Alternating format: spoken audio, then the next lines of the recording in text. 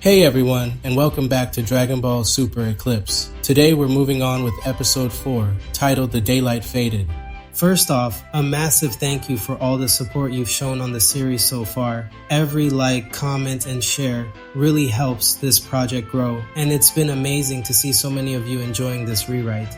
Now, as always, before we jump into today's story, let's quickly recap what went down in the last episode, and then we'll get right into it.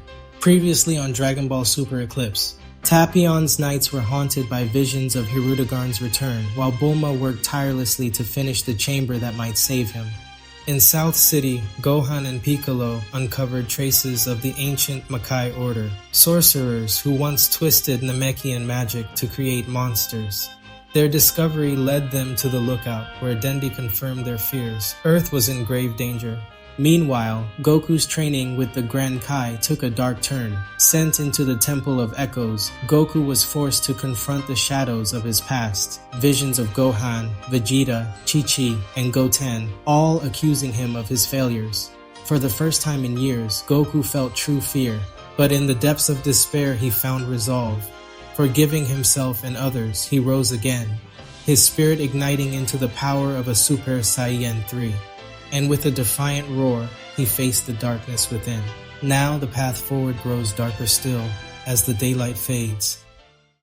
As Gohan and Piccolo flew toward Capsule Corps, Gohan's communicator crackled to life. "Gohan, you have to listen." Videl's voice was frantic, edged with fear. "Satan City, it's been swallowed by this black mist. People, they're not themselves. It's like they're being controlled." Gohan's eyes narrowed. "What do you mean controlled? What's going on?" "I don't know," she replied, her voice shaking. "Something's messing with their minds, turning them into mindless zombies or worse. Dad's one of them. The only ones not affected are me and Boo." Piccolo frowned, his gaze forward but his voice grim. "That fits the pattern of negative energy corruption. It attacks those with weak or no control over their ki." Gohan's jaw tightened. "Forget Capsule Corp. We need to help Videl and the others now." Piccolo's gaze hardened. "Agreed. If we don't act fast, this will spread and consume more people." Gohan looked ahead, determination blazing. "All right, let's head straight to Satan City. We have to contain this darkness before it spreads." Without hesitation, they changed course, cutting through the skies as the black mist below swirled like a living nightmare.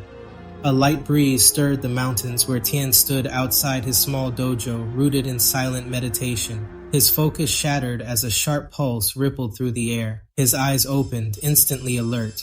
Chaozu floated beside him, pale and trembling. "I feel it too. What is that energy? It's so cold." Tien didn't answer right away. He looked eastward, where the sky itself had begun to darken, a strange black hue staining the horizon. His voice was low, steady, but edged with unease. "Something terrible is happening." Inside, the dojo's scouter device beeped violently, flashing with a breaking news broadcast. "Mass panic in Satan City. Citizens have turned hostile. A dark mist continues to spread." Tien's expression hardened. "Let's go." With no hesitation, he and Chaozu rocketed into the sky.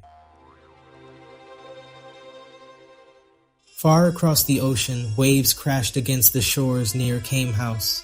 Inside, Master Roshi snored under a magazine. Krillin sipped a soda and 18 flipped through a book with casual disinterest. The quiet shattered with a burst of static. The television screen lit up with emergency warnings.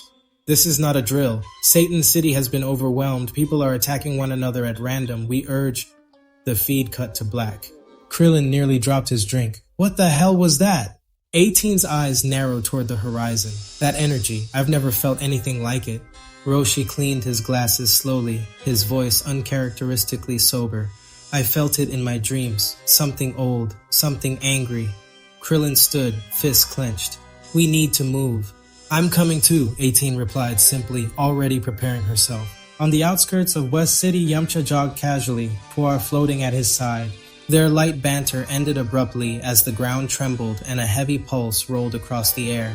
Yamcha froze, eyes locking on the east. A pillar of black mist rose in the distance, pulsing like the heartbeat of some buried giant. "I've got a bad feeling about this," he muttered. Without hesitation, he shot into the sky, Puar right behind him. In the night sky, Earth's warriors converged. Krillin, 18, Yamcha, Tien, Chiaotzu, and Puar, all streaking toward the same destination. I assume we're all going to the same place, Krillin called over the wind. Satan City, Tien confirmed, his face set. I don't know what's happening there, but this isn't a coincidence. That energy, 18 said, scanning the horizon. It isn't natural, and it isn't Ki either. Yamcha looked back at them all. Do any of you know what it is? No one answered. The silence said more than words. Street lamps flickered weakly, their glow swallowed by the rolling mist. Citizens stood frozen in the streets, their eyes glazed and lifeless, their skin pale as ash. They weren't human anymore. They were hollow shells. When the sound of rushing wind broke the silence, several of the corrupted turned their heads slowly toward the arriving Z-fighters. Their faces were empty, but their movements were deliberate. What happened here? Krillin whispered. They're alive, Tien said grimly, sensing faint but corrupted life force. But it's like their souls are gone. They've been taken, Roshi added, his tone dark, overwritten by something else. From deep within the mist came laughter, low, ancient, echoing through the hollow streets. Yamcha dropped into a stance. Stay sharp. Krillin's pulse quickened as he looked around at his friends. What the hell are we up against? No one had the answer, but whatever it wasn't of this world. Back at Capsule Corp, the hum of machines filled the lab. Bulma slumped over her desk, exhaustion finally claiming her after nights of work designing Tapian's containment room. The peace shattered as alarms blared and red warnings flooded the monitors. Threat level spike, Sector 16, Satan City. Bulma's stomach dropped as she pulled up the feed. The images were chaos. Mist devouring the streets. Police fleeing, people collapsing only to rise again. Lifeless-eyed and shambling. The footage glitched and died. She bolted down the hall, bursting into Tapian's quarters. He awoke instantly, hand on his sword, fear flashing across his eyes before recognition set in. What's happening? He demanded. Satan City, Bulma gasped. That mist, it's spreading. It's controlling people. Tapian's face hardened. He stood immediately, strapping on his blade. I've seen this before. It starts with fog, then comes the silence. Outside, Vegeta stood beneath his gravity pod, sweat dripping from training. He too had felt the pulse. Bulma called down from the balcony, tossing him a capsule tablet. The news broadcast confirmed what he already suspected. Citizens enslaved by mist. Darkness spreading. Trunks and Goten rushed from the house, panic in their voices. Dad, are we under attack? Goten said he felt something weird a few minutes ago, like a chill down his spine. Vegeta didn't answer, his eyes narrowed, his hand curling into a fist. Where's Kakarot? Off-world, Bulma replied, descending with Tapian close behind. Tapian's voice was grim. This is the work of negative energy, a force born of corrupted spirit. It infects the weak-minded, devours free will. Then why now? Vegeta growled. Because the other half has fully awakened, Tapian admitted, haunted. The skies above Capsule Corp shimmered briefly, like a veil twisting. Vegeta's eyes locked on the distortion. Fine, we'll burn it out at the root. He turned to the boys. You two, full power, no playing around. And you, Vegeta said while looking at Tapian, you stay here. We can't have the halves being together in the same place. They nodded without hesitation. Bulma tossed Vegeta a communicator. The others are already heading to Satan City. Meet them before you go in. Vegeta smirked. Shh, let's not keep them waiting. With a burst of energy, he rocketed skyward, the boys and Tapian close behind. Bulma watched them vanish into the clouds.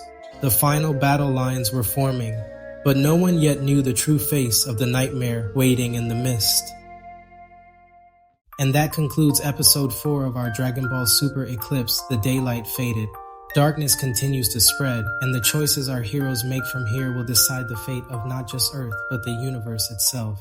I know I keep repeating myself, but we at Saiyan Theorists truly appreciate all the support you've shown for this series.